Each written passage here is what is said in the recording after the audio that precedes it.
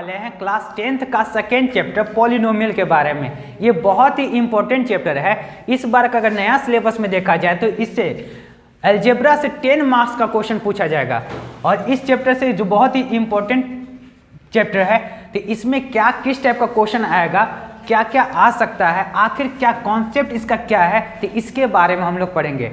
इस बार का एग्जाम में क्या होता है, MCQ क्वेश्चन पूछा जाएगा। तो इस चैप्टर से जुड़ा हुआ किस टाइप का क्वेश्चन भी आएगा इसके बारे में भी हम लोग जानेंगे। तो सबसे पहले इसमें देखते हैं कि पॉलिनोमियल में आखिर क्या क्या आता है। सबसे पहले देखते हैं, सिर्फ एक्सरसाइज का क्वेश्चन इससे कभी भी नहीं पूछा जाएगा। इस चैप्टर से एक्सरसाइज का क्वेश्चन सिर्फ कभी नहीं पूछा जाएगा।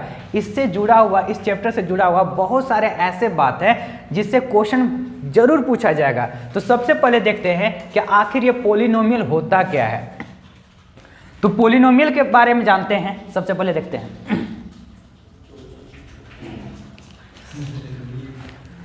सबसे पहला चीज यहां देखते हैं क्या होता है। एक वर्ड आता है कांस्टेंट, एक होता है वेरिएबल।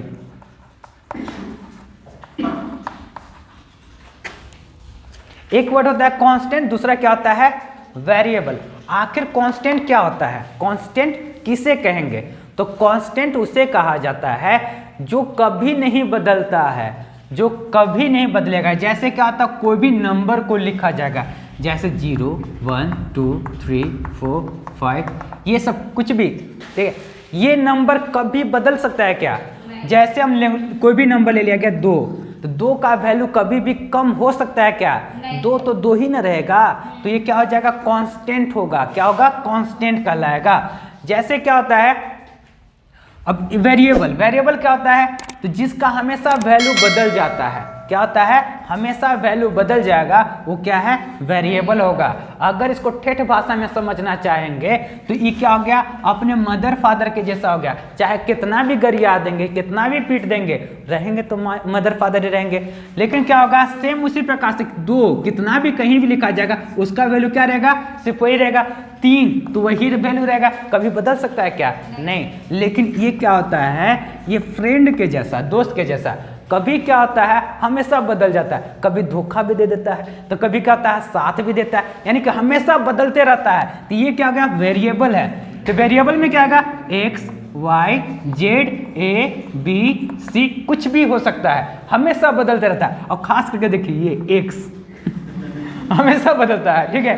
तो इसमें देखिए क्या होता है, ये वेरिएबल है। कांस्टेंट में क्या होता है, 1 2 3 4 5 6 7, ये, ठीक है। और x का बात जहां तक बात किया जा रहा है, इसका पीछा कभी छूटने वाला नहीं है। चाहे वो क्या होता है, अभी पढ़ते समय हो, चाहे पढ़ाई के बाद हो, ठीक है, इससे कभी पीछा छूटने वाला नहीं है। अब आगे देखते हैं। तो ये वेरिएबल होता है, ये वेरिएबल है।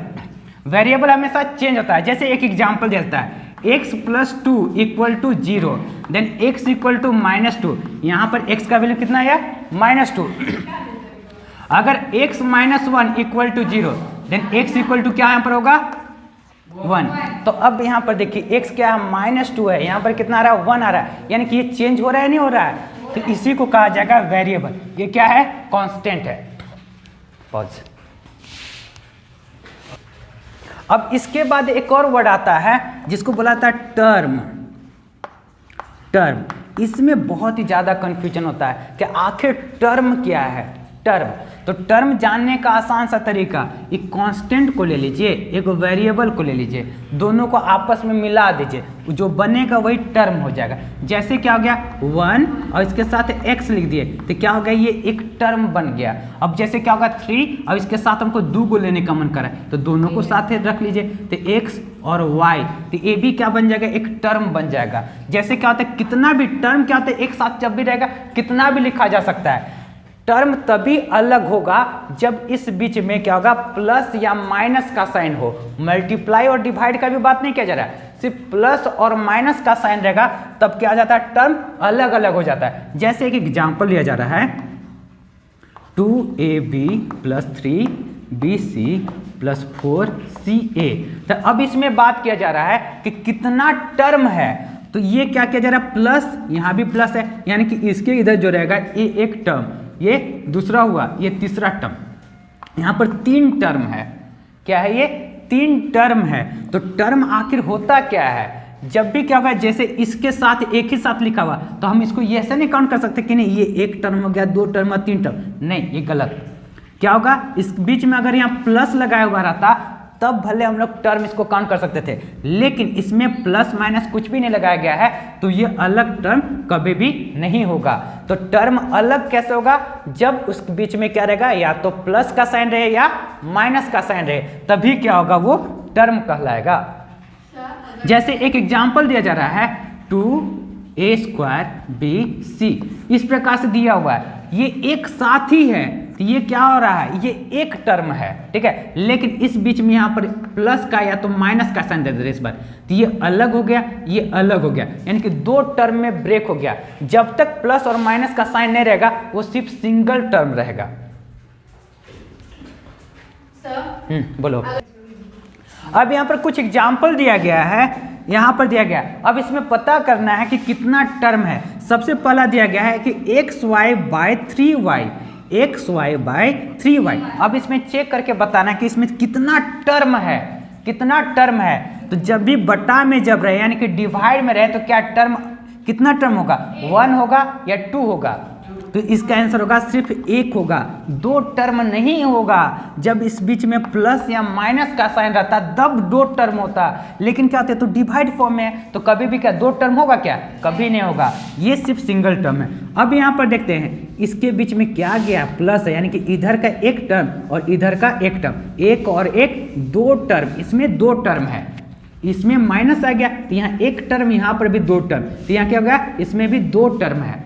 अब इसमें क्या दिखा जा रहा है, यहाँ मल्टीप्लाई का साइन है तो इसमें भी क्या होगा, 1 टर्म 2 टर्म, यहाँ पर भी 2 टर्म होगा क्या, बिल्कुल भी नहीं होगा। जब मल्टीप्लाई रहे या डिवाइड रहे तो नहीं होगा, सिर्फ प्लस या माइनस रहे तभी टर्म अलग अलग होगा। तो यहाँ पर कितना होगा, सिर्फ 1 टर्म है, ठीक है।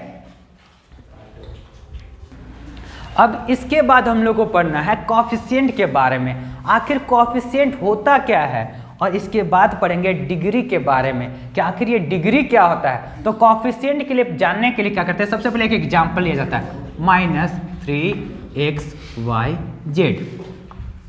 4abc 3xy, कुछ भी इस प्रकार से एग्जांपल लिया गया। जब बोला जाएगा कि आपको इसमें क्या लिखना है, जेड का कोएफिशिएंट लिखना है, एक एग्जांपल लिया जा रहा है कि जेड का क्या कोएफिशिएंट होगा, तो क्या आप लोग बता पाइएगा क्या, तो इसका आंसर होगा, सीधा से समझना है कि जेड का कोएफिशिएंट का मतलब कि जेड के साथे साथे कौन है, तो जेड को हटा दीजिए, साथे मतलब क्या बोला जाएगा, जब आपको बोला जाएगा कि तुम्हारे साथ कौन है, जैसे मान लेते हैं 3 गो दोस्त है, ठीक है,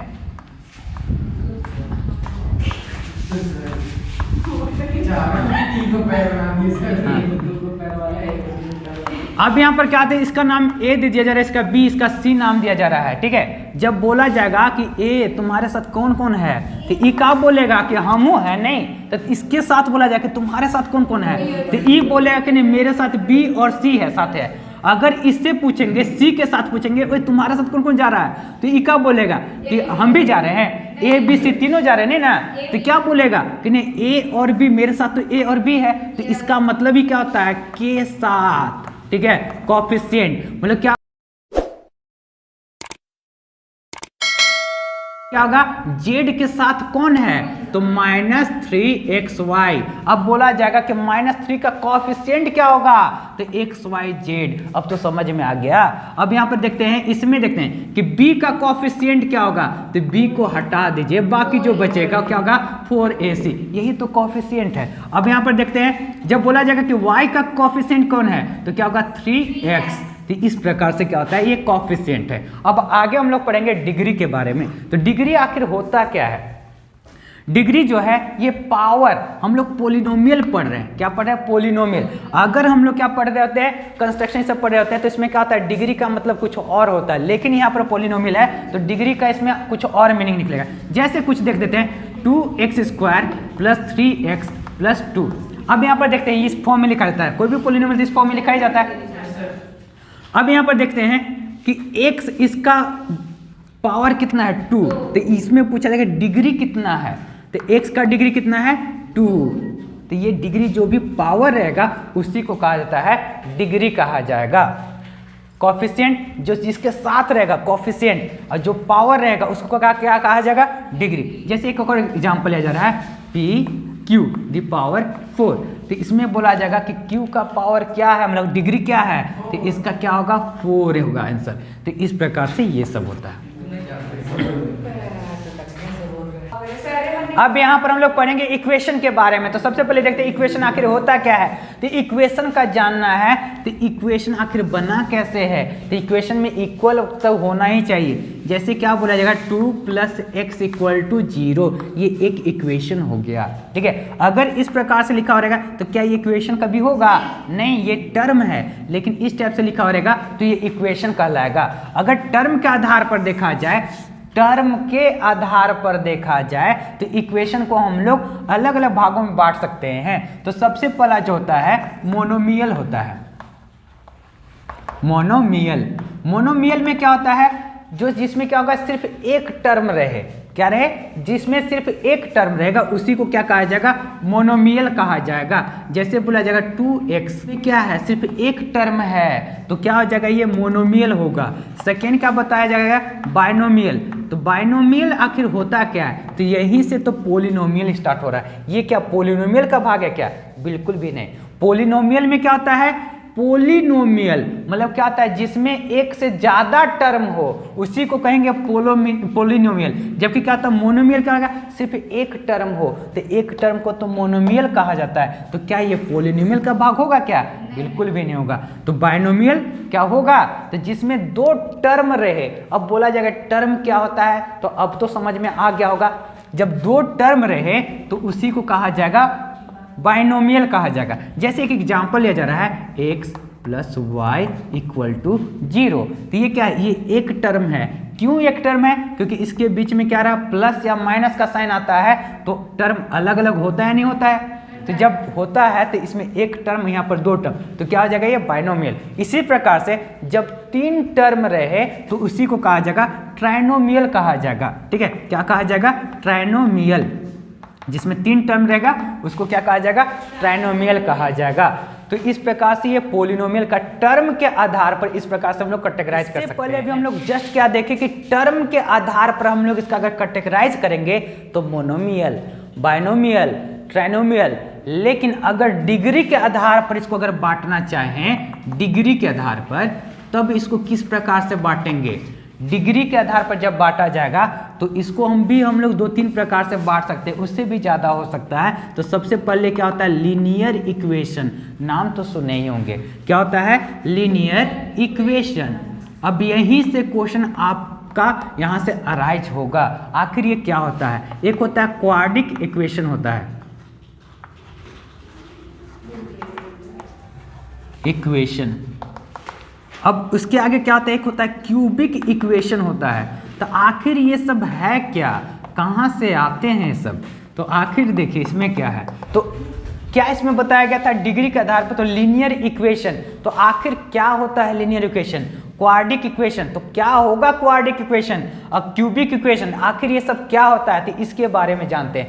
लीनियर इक्वेशन में क्या होता है, जिसमें डिग्री सिर्फ 1 हो, क्या हो, डिग्री जिसका 1 हो उसी को क्या कहा जाएगा, लीनियर इक्वेशन। चाहे कुछ भी लिखा हुआ हो, जैसे 3xy + 2x = 0, इसका कितना डिग्री कितना है, तो डिग्री कितना होगा, 1 है। तो क्या होगा, ये लीनियर इक्वेशन होगा कि क्वाड्रिक इक्वेशन होगा, लीनियर इक्वेशन होगा। सेम उसी प्रकार से क्वाड्रिक इक्वेशन में क्या होता है, जिसका डिग्री कितना होगा, 2 होगा, तो क्या हो जाएगा, क्वाड्रिक इक्वेशन होगा। जैसे एक एग्जांपल लिया जाता है 2x² + x + 3 = 0, ये इक्वेशन एक है। तो इसका डिग्री कितना है, मैक्सिमम डिग्री कितना है, 2 है। तो ये क्या होगा, क्वाड्रिक इक्वेशन होगा। सेम उसी प्रकार से ये क्यूबिक इक्वेशन का बात किया जा रहा है। तो जिसका डिग्री कितना रहेगा, 3 रहेगा, तो उसका क्या होगा, क्यूबिक इक्वेशन कहा जाएगा। जैसे क्या होगा, 3x³ 3x² + 3 = 3x plus 3 equal to 0। ऐसा नहीं कि सिर्फ सब में 3 रहेगा, उससे कोई लेना देना नहीं, बस हमको डिग्री देखना है। तो डिग्री क्या है, मैक्सिमम देखेंगे, मैक्सिमम डिग्री कितना रहा है 3। तो जब भी ऐसा मैक्सिमम डिग्री 3 आए तो उसको क्या कहा जाएगा, क्यूबिक इक्वेशन। जब मैक्सिमम डिग्री 2 रहे तो उसको क्या कहा जाएगा, क्वाड्रिक इक्वेशन कहा जाएगा। और जब क्या होता है, जिसका डिग्री 1 रहेगा उसी को तो लीनियर इक्वेशन कहा जाता है। अब आगे जो हम लोग को पढ़ना है, जीरो ऑफ अ पॉलिनोमियल के बारे में पढ़ना है कि आखिर क्या होता है। इससे पहले जो बताया गया था linear equation, quadric equation, cubic equation, इसी प्रकार से एक होता है जीरो इक्वेशन भी होता है, जिसका पावर अगर जीरो रहेगा तो उसको क्या कहा जाएगा, जीरो इक्वेशन। लेकिन अभी जो हम लोग पढ़ने वाले हैं क्या है, जीरो ऑफ अ पॉलिनोमियल। आखिर क्या होता है ऐसा, तो इसके बारे में देखते हैं। जैसे एक एग्जांपल लिया जाता है 2x + 2 = 0। अब यहाँ पर बात किया जा रहा है, इसको सॉल्व करते हैं, -2 होगा। जब यहाँ पर क्या करते हैं, x = क्या होगा, -2/2, कैंसिल करेंगे कितना होगा, -1 होगा। क्या होगा, -1, यानी कि x = -1 आया। आखिर ये क्या हो रहा है, क्यों ऐसा किया जा रहा है, इसके पीछे करने का क्या कारण है, अभी बताया जा रहा है। सबसे पहले देखते हैं 2x + 2। जब x का वैल्यू -1 रखा जाएगा, इसका मतलब क्या होगा, 2 × -1 + 2, 2 × 1 = 2, plus minus minus plus 2 equal two plus minus minus. यहाँ पर क्या आंसर आ जा रहा है, 0 आ रहा है। ऐसे पढ़ाना क्या था, जीरो ऑफ अ पॉलिनोमियल, यानी कि क्या होता है, जिस इक्वेशन से मतलब जिस नंबर से क्या होता है, जब 0 आ जाए उसी नंबर को ही क्या कहा जाएगा, जीरो ऑफ अ पॉलिनोमियल। आपका इसका आंसर क्या होगा, जिस नंबर से जो हो रहा है, यानी कि -1 क्या हो जाएगा, ये जीरो ऑफ अ पॉलिनोमियल होगा। बोले इसका जीरो किस नंबर से हो रहा है, -1 होगा, तो इसका आंसर क्या होगा, इस टाइप से लिखा जाएगा, -1 होगा। अभी भी अगर समझ में नहीं आया तो एक और एग्जांपल लेते हैं। जैसे कुछ भी लिख दिया जाता है, जैसे क्या लिखा हुआ, 4x + 3 = 0। जब इस टाइप का क्वेश्चन है, 4x प्लस इधर जाएगा तो क्या होगा, -3। अब x = जब मल्टीप्लीकेशन है इधर आएगा तो क्या होगा, डिवीजन होगा बाई 4, यानी कि x का वैल्यू कितना आया, -3/4। तो इसका जीरो ऑफ अ पॉलिनोमियल क्या होगा, क्या होगा, -3/4। ये होगा आपका आंसर। अब यहाँ पर बात आता है कि जीरोस का वैल्यू आखिर होता कैसे है, क्या होता है, तो इसके बारे में हम लोग जानते हैं। थोड़ा सा देख लेते हैं। ये तो जीरो पॉलिनोमियल था, जीरो पॉलिनोमियल के बारे में बताना था। इससे पहले क्या बताया गया था, लीनियर इक्वेशन के बारे में बताया गया था, क्वाड्रिक और क्यूबिक इक्वेशन के बारे में बताया गया था। तो आखिर देखते हैं कि आखिर इसका जब ग्राफ में देखा जाए, जब इसका ग्राफ बनाया जाएगा तो किस प्रकार से इसका रिप्रेजेंटेशन किया जाएगा। तो एक बार फिर से देखते हैं, linear equation, linear equation. Second क्या होगा, क्वाड्रिक इक्वेशन, एक है क्यूबिक इक्वेशन। अब यहां पर देखते हैं, लीनियर इक्वेशन का बात किया जाए, लीनियर इक्वेशन का बात किया जाए, जब भी इसका ग्राफ में रिप्रेजेंट करेंगे, जब भी ग्राफ में रिप्रेजेंट करेंगे तो इसका रिप्रेजेंटेशन क्या होगा, स्ट्रेट लाइन बनेगा, एक सिंगल स्ट्रेट लाइन बनेगा। कैसा बनेगा, स्ट्रेट लाइन बनेगा। अब जीरो पॉलिनोमियल का बात किया जाए तो जब भी x का वैल्यू आएगा वो x पर कटेगा। कहाँ कटेगा, x पर, मतलब x का वैल्यू हमेशा क्या आएगा, 0 आएगा। ठीक है। अब क्वाड्रिक इक्वेशन का बात किया जाए तो क्या होता है, ग्राफ में जब भी होगा इसमें पैराबोला बनेगा। अब बोलेगा पैराबोला आखिर क्या होता है, बोला तो समझ में आया कि नहीं, बोला था, लेकिन पैराबोला क्या होता है। तो पैराबोला के बारे में क्या बताया गया है, जो इस शेप में फिगर रहे, ठीक है, इस शेप में रहे, ठीक है, ऐसा रहे, मतलब कर्व जब रहे उसी को कहा जाता है पैराबोला। मतलब इसमें देखिए क्या होता है, जब भी क्वाड्रिक इक्वेशन रहेगा तो ग्राफ में कैसा रिप्रेजेंट होगा, इस टाइप से होगा। तो यानी कि क्या होता है, एक्स एक्सिस को काटे चाहे नहीं काटे उससे मतलब नहीं, इसमें किस प्रकार से होगा, जैसे जब भी इस प्रकार से कर्व बन रहा है, इसका मतलब सीधा समझ लीजिए कि इसका इक्वेशन किस टाइप का होगा, क्वाड्रिक इक्वेशन का होगा। और क्या होता है क्यूबिक इक्वेशन में क्या होता है, इसमें 3 बार काटेगा, कितना होगा 3 बार, सिर्फ ऐसे नहीं रहेगा, इसमें एक बार और गोल घूम जाएगा, तो ये क्या हो जाएगा क्यूबिक इक्वेशन। सबसे पहले क्या था लीनियर इक्वेशन में क्या होता है, जब भी बनेगा तो स्ट्रेट लाइन होगा, जब भी होगा स्ट्रेट लाइन होगा। एक बार सीधा सा फिर से बना दिया जा रहा है, जैसे बता दिया जा रहा है, ये क्या है एक्स एक्सिस है, ये वाई एक्सिस, एक्स डैश जो निगेटिव में हमेशा होता है, ये वाई डैश जो हमेशा क्या होगा, ये भी निगेटिव में होगा, क्या होगा निगेटिव में होगा। एक्स एक्सिस क्या होता है, ये हमेशा पॉजिटिव रहेगा, प्लस रहेगा, ये प्लस में रहेगा। अगर लीनियर इक्वेशन जब हम लोग ग्राफ में रिप्रेजेंट करेंगे तो क्या होगा, ये स्ट्रेट लाइन बनेगा, कैसा बनेगा स्ट्रेट लाइन बनेगा, जब भी बनेगा सीधा लाइन खिंचाएगा, चाहे जहां से भी हो, ये क्या होगा एक स्ट्रेट लाइन बनेगा। जब स्ट्रेट लाइन दिख रहा है इसका मतलब क्या है, वो लीनियर इक्वेशन। लेकिन जब क्वाड्रिक इक्वेशन किसको कहा जाएगा, जब कैसा हो कर्व हो जाए, क्या हो जाए कर्व, मतलब पैराबोला जब बनेगा, कर्व मतलब घूम जाए, ठीक है, क्या करें जब इधर जाए और इधर घूम जाए, ठीक है, तो जब भी इस टाइप का बने वो क्वाड्रिक इक्वेशन होगा। और इसी प्रकार से क्या होता है क्यूबिक इक्वेशन का बात किया जाए तो सिर्फ एक ही बार में गोल घूमेगा, वो घूमते रह जाएगा, ठीक है, क्या हो जाएगा देखिए, ये तो क्या हो जाएगा पतरातु का वैली बन जाएगा। देखिए क्या होता है, यहाँ जा रहा है, इधर जा रहा है, फिर से इधर आ गया, यानी कि क्या हो गया, ये क्यूबिक इक्वेशन है, ये क्या हो जा रहा है, ये क्यूबिक इक्वेशन होगा। अब इसी से जुड़ा हुआ आप लोग अगर देख सकते हैं जो चैप्टर्स जो फर्स्ट एक्सरसाइज में मात्र उसमें एक ही क्वेश्चन है जो कि आप लोग फोटो में देख सकते हैं और उसको आसानी से आप लोग बना सकते हैं। क्वेश्चन में आप लोग को क्या पता करना है कि नंबर ऑफ जीरोस, ठीक है, तो इसमें टोटल क्वेश्चन कितना दिया गया, 6 क्वेश्चन दिया गया। सबसे पहला क्वेश्चन जैसा दिख रहे होंगे आप लोग, उसमें एक स्ट्रेट लाइन है, तो स्ट्रेट लाइन में क्या बताया गया है, कितना जीरो हो सकता है, 1 0 होगा, ठीक है 1 0। लेकिन यहाँ पर बात किया जा रहा है लीनियर इक्वेशन है, जब भी स्ट्रेट लाइन रहेगा तो क्या होगा, वो लीनियर इक्वेशन बनेगा। तो लीनियर इक्वेशन में क्या बताया गया था कि जब भी क्या कितना रहेगा 1 होगा, क्या होगा डिग्री क्या होता है 1 होता है ना, तो या तो 1 0 होगा या तो 0 होगा, ये होगा, ठीक है। अब सेकेंड क्वेश्चन का बात किया जाए तो देखिए इसमें किस प्रकार से जा रहा है, ये ऊपर जा रहा है फिर नीचे जा रहा है, इस प्रकार से ऊपर जा रहा है, यानी कि कितना कट रहा है, ठीक है, यानी कि जब भी इस टाइप से बन रहा है कितना कर्व हो रहा है, किस टाइप का इक्वेशन होगा, तो ये क्या होगा क्यूबिक इक्वेशन है। तो क्यूबिक इक्वेशन का डिग्री कितना रहेगा 3 होता है, तो इसका 0 कितना हो सकता है, या तो 3 होगा या तो 2 होगा या तो 1 होगा या 0।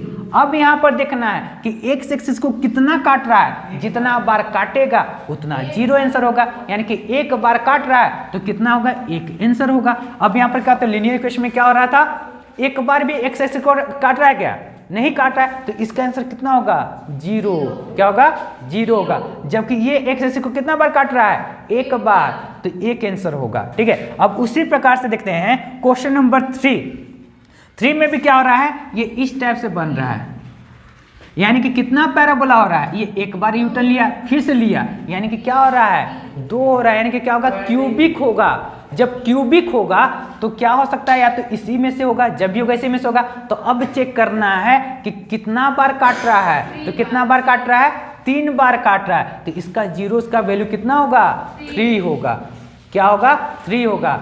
अब इसमें यही बोला गया था कि क्या होता है लीनियर में 1 होगा या तो 0, एको बार नहीं होगा। अब कैसे नहीं होगा, तो देखते हैं, जैसे एक इक्वेशन गया, या तो एक ही बार ना काट सकता है, क्या 2 बार एक्स एक्सिस को काट सकता है, कभी का नहीं काट सकता, कभी नहीं काट सकता। या तो सीधा रहेगा तो एको बार नहीं काटेगा तो 1 बार काटेगा, ये नहीं हो सकता है। क्वाड्रिक इक्वेशन में क्या बताया गया था, आप लोग समझिए, क्वाड्रिक इक्वेशन में क्या बताया गया था, जैसे ये ग्राफ है तो इसमें एक पैराबोला बनता है, तो इसमें जब भी काट सकता है या तो कितना काटेगा, क्वाड्रिक में कितना होता है डिग्री होता है 2, 1 या 0, या तो 2 बार काटेगा, जैसे यहाँ से ऐसे काट देते, 1 बार काटा 2 बार काटा तो 2 हो सकता है, या तो ऐसा भी तो हो सकता है, यहाँ से ऐसे काटा इधर का क्या एक ही बार तो कट रहा है तो 1 बार हो सकता है, या तो इधरे गोल घूम गया तो यहाँ पहुँच पा रहा है क्या, नहीं, तो 0 होगा। तो यही बताया गया कि कितना 0 हो सकता है, तो जितना ये एक्स एक्सिस को काटेगा ना उतना 0 होगा, लेकिन इसका टोटल कैपेसिटी कितना हो सकता है, या तो 0 होगा, या तो 1 होगा, या तो 2 होगा। जबकि क्यूबिक का कितना होगा, 3 होगा, या तो 2 हो सकता है, 1 या तो 0। तो इस प्रकार से ये फर्स्ट एक्सरसाइज को आप लोग बना सकते हैं। नेक्स्ट वीडियो में हम लोग देखेंगे कि अगले एक्सरसाइज में किस प्रकार से बनाना है, क्या क्या देखना है, किस प्रकार से क्वेश्चन आ सकता है। तब तक के लिए आप लोग इस एक्सरसाइज को